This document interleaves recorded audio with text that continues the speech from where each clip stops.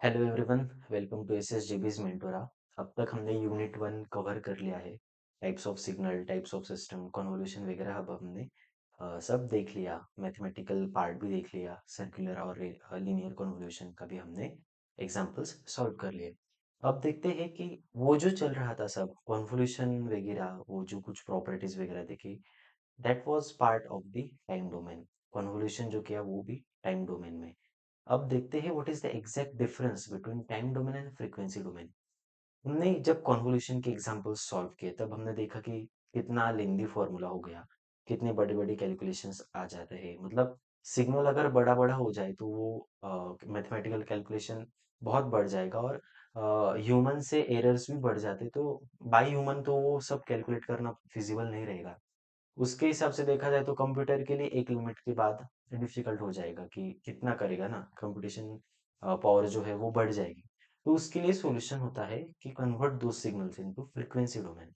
क्योंकि frequency domain में क्या होता है कि जो कुछ सिग्नल से जो प्रॉपर्टीज हमें एनालाइज करनी होती है वो इजीली हम एनालाइज कर सकते हैं।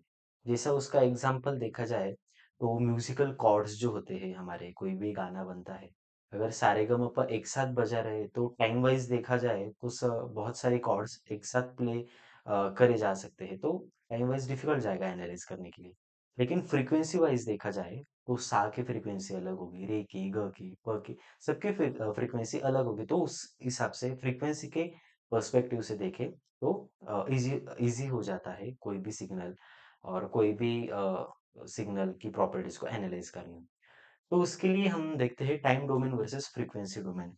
अगर कोई भी हमारे पास सिस्टम होगी, ये हमने कन्वोल्यूशन में बहुत बार देखा कि किसी एलटीआई सिस्टम का जो आउटपुट होगा ये कन्वोल्यूशन, तो ये जो होगा ये सब टाइम डोमेन में होगा। इसमें एक्स ऑफ एन इनपुट होगा और इसका H of N impulse response होगा। और जो कन्वोल्यूशन का जो आउटपुट होगा Y of N, it will be convolution X of N convolved with H of N. और उसके लिए वो बड़ा सा फॉर्मूला लगता है, तो ये बहुत मैथमेटिकली क्रिटिकल हो जाता है। लेकिन इंपॉर्टेंट अगर देखा जाए, ये स्टेटमेंट बहुत इंपॉर्टेंट है कि convolution in time domain, convolution in time domain is equals to multiplication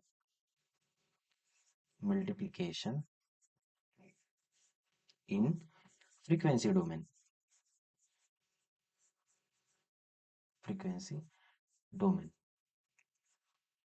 मतलब इधर टाइम डोमेन में हम जो कन्वोल्यूशन कन्वोल्यूशन करते हैं वही सिंपल मल्टीप्लिकेशन हो जाता है जब हम फ्रीक्वेंसी डोमेन में चले जाते हैं। और फ्रीक्वेंसी डोमेन में जाने के लिए जो टेक्निक है वो उसे कहते हैं हम डीएफटी, डिस्क्रीट फोरियर ट्रांसफॉर्म। ये जो टेक्निक है, ये डीएफटी का जो फॉर्मूला होता है, डीएफटी डिस्क्रीट फोरियर ट्रांसफॉर्म, ये क्या करता है, converts signal from time domain, convert signal from time domain to frequency domain. Frequency domain मतलब अब तक हमने देखा कि what is the exact need of conversion of signal from time domain to frequency domain, and DFT this technique is used.